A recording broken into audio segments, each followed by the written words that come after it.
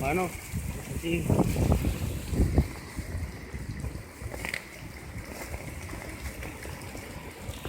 aquí seguimos, llevamos un recorrido.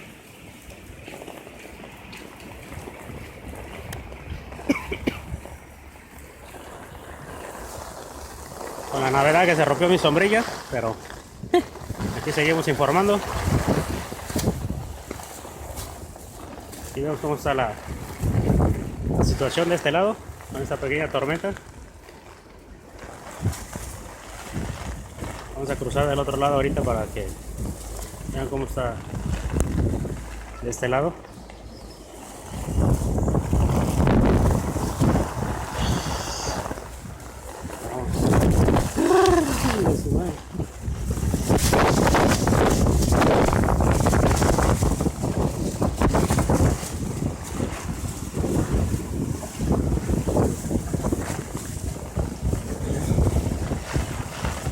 Justo está la corriente aquí.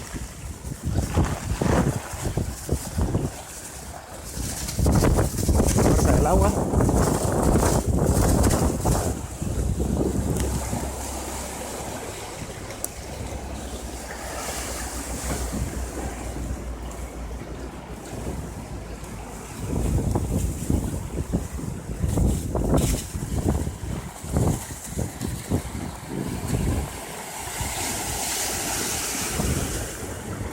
Ya vemos cómo están cruzando todos.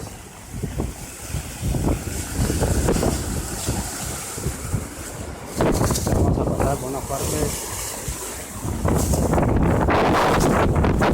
Se paró el agua, el aire.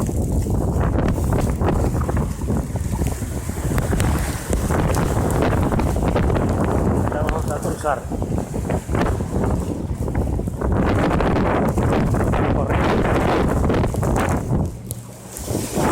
Ya me mojaron, pues, de madre. Pero vamos a ir bajo la lluvia. Miren cómo está.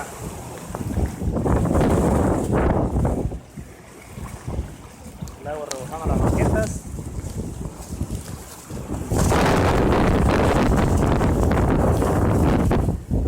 Lugares estancados, puedes ver. Checa hasta donde llega el agua.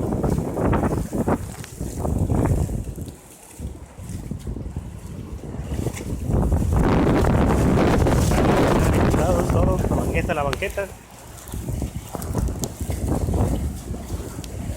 Puedes ver